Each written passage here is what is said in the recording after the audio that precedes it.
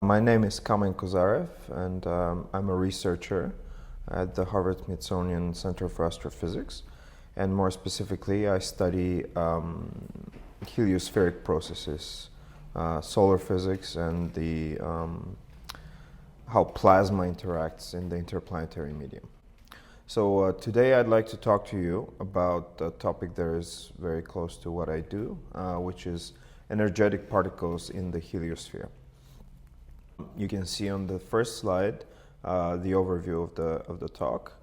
We're going to talk about the different particle populations in the heliosphere, the solar energetic particles, different types of flares, their interplanetary propagation, that is from the sun out into the solar system, some observations as well. And then we will talk briefly about the different processes that may produce these energetic particles.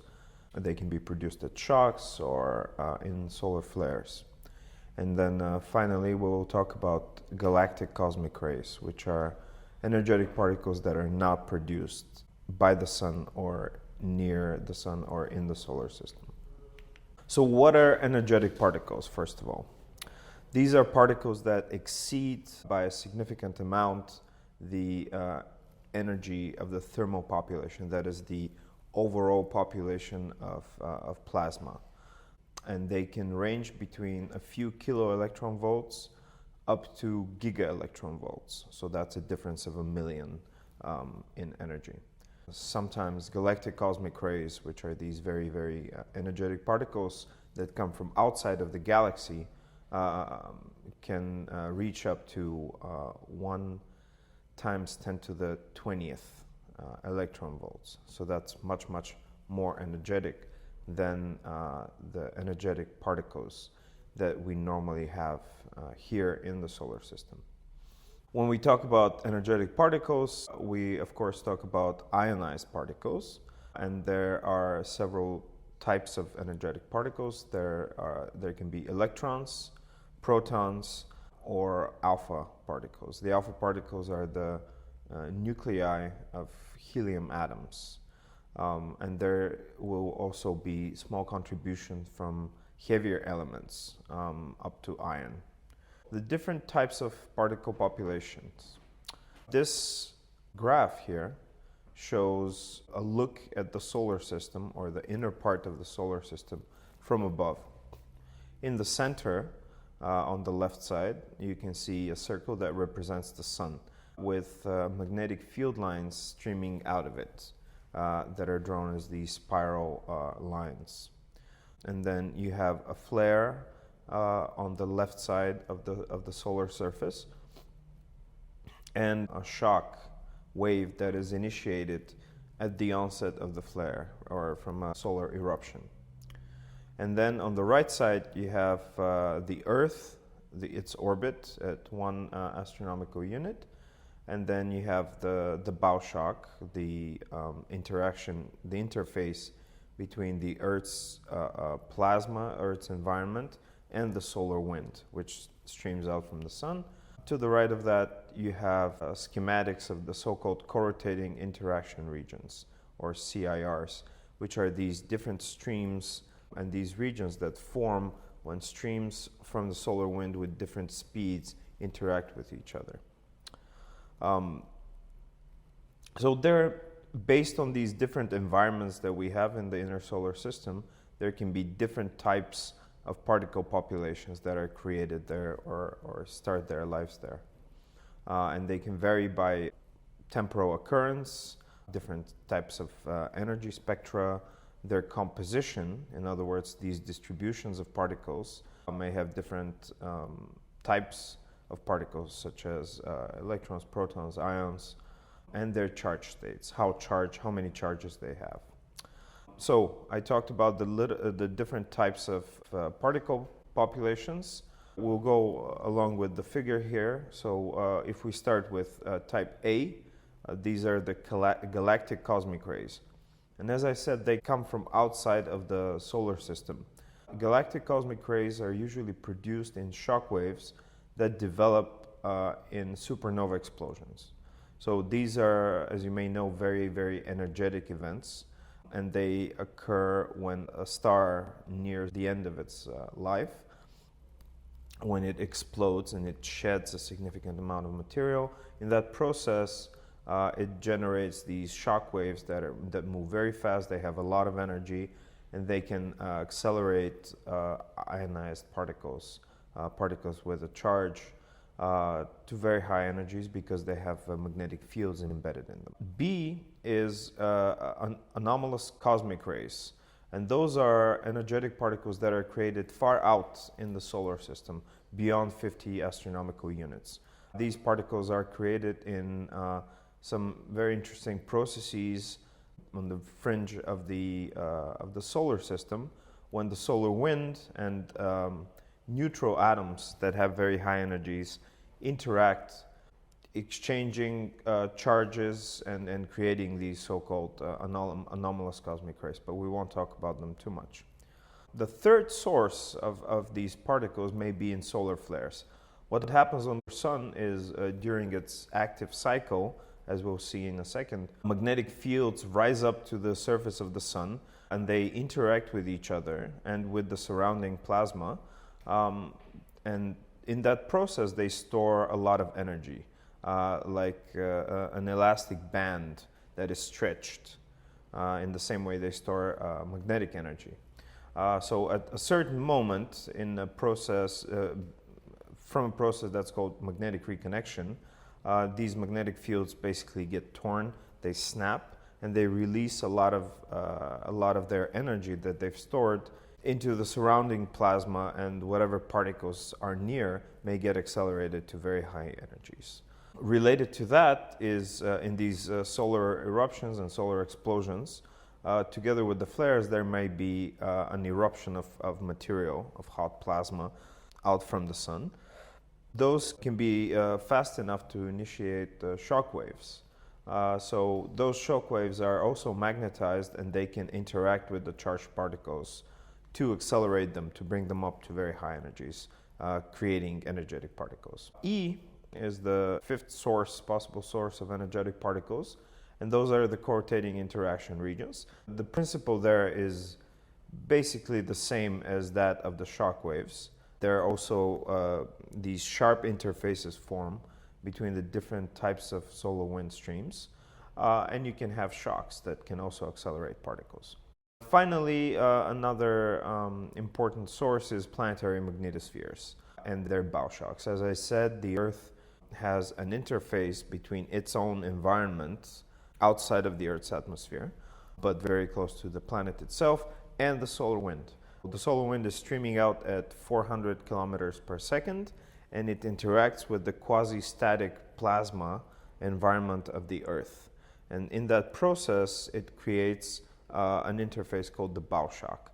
That interface is also magnetized, so it acts in the same way as any of the previous types of shock waves that I talked about, accelerating particles.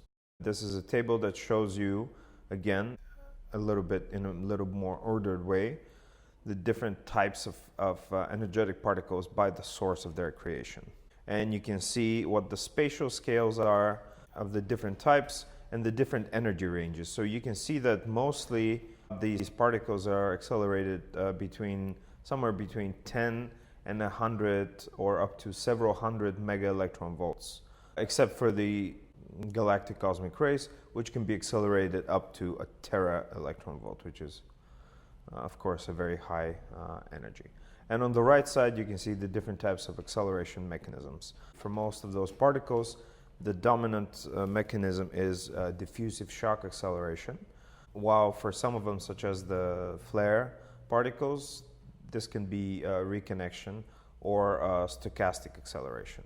For the particles that are accelerated at the Earth's bow shock and planetary magnetospheres, there can also be a drifting of the particles along the surface of these bow shocks. During the solar cycle, the fluxes, the amount of energetic particles that are created and can be observed in the solar system varies significantly. So you can see on this graph 3 plots stacked one on top of the other. On top you can see the sunspot number. which is how many sunspots can be seen at any given time on the surface of the sun. And so you can see how it varies over time. On the x-axis you have time in years. At the maximum of the solar wind cycle, there's definitely a much larger number of solar sunspots, and at the minima, obviously, a much smaller number of sunspots. And on the second plot, you can see the proton fluxes. Protons, they are the most abundant types of energetic particles. So don't be alarmed if we talk about mostly protons. The other particles follow basically the same trends as the protons. So what you can see is these are the proton fluxes larger than 4 mega electron volts during a period that spans over 25 years in green. You can see all these spikes are caused by solar energetic particle events, or these solar eruptions, when you have coronal mass ejections and flares usually. So what we can see is a very good correlation between the number of sunspots and the number of these spikes. You can see how they correlate very well. What also we can tell is that you can observe these solar energetic particles during solar minima, when the activity of the sun is very low. In other words, there are very few of these eruptions, but there's not as many of them, obviously. Now the background, which is even more energetic particles, it doesn't vary as much as you can see on the bottom plot as the green plot, but there is still some movement, and what can be observed is when we talk about these high energy particles above 60 mega electron volts or even above 100 mega electron volts, those are mostly galactic cosmic rays. In other words, these particles that I talked about are produced in supernova explosions. So there you can see a strange thing, which is an anti-correlation between the phase of the cycle and the flux of these particles. In other words, if you look at 1987, for example, or 1998, you can see peaks in these fluxes of highest energy particles when there's the smallest number of solar spots. And that is because these galactic cosmic rays are modulated by the amount of magnetic field in the solar system. And that's also very interesting, a very interesting observation that we'll get to. So let's talk first about solar energetic particles. As I mentioned, these are particles accelerated in the flare itself on the surface of the sun, or very low in the corona, or they could be accelerated at a shock that is driven by the coronal mass ejection, by the eruption. In that case, you can have continuous acceleration and reacceleration of these particles as the shock travels through the solar system. While in the case of the flare, it usually is a very limited process in time. In other words, there is an explosion, there's a sudden release of energy close to the surface of the sun, and then the explosion, the eruption, is not driven anymore by input of more energy. Those profiles of the accelerated particles, as we observe them, look very different based on these two possible sources of the particles. In terms of observations, there are two classes of events, let's say that traditionally two classes of events have been formed. If you have an impulsive flare, in other words, a sudden injection of energy, you may have these so-called helium-3 rich energetic particle events. This table shows you the differences between these events and the so-called gradual events, where the energy is released more slowly over prolonged periods. The differences are that the helium-3 rich events are also rich in electrons, while the gradual ones are rich in protons. There are some other subtleties, such as the ratios of helium-3 to helium-4, the ratios of ion to oxygen ions is markedly different, and the ratios of hydrogen and helium. So these are some things to look at when we observe these events, and it helps us tell what happened on the surface of the sun just based on these observations of particles in space. I'm talking about particles that were observed in instruments on spacecraft in orbit around the Earth or around the sun. Apart from that, you can have different charge states of ion. In other words, how many electrons have been stripped from these ions. This may vary between the two types of events, or on a general basis statistically. The duration is much longer for the gradual flares. They also tend to be much more widely spread out in longitude in the solar system, and there are also some other subtle differences. However, as we talked, we expect high ratios of ion to oxygen based on the type of heating, the type of acceleration. And we expect when the shock arrives at the Earth to have a low ratio of ion to oxygen. But there are many events which combine the signatures from these two canonical types. For example, this figure here shows how in the early phase, you can see, by the way, you can see at the top plot the intensity of the particles at different energies, which are drawn in different colors.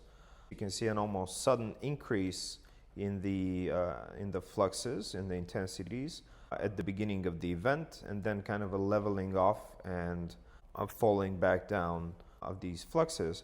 On the bottom, you can see the relative abundances of these elements relative to the corona.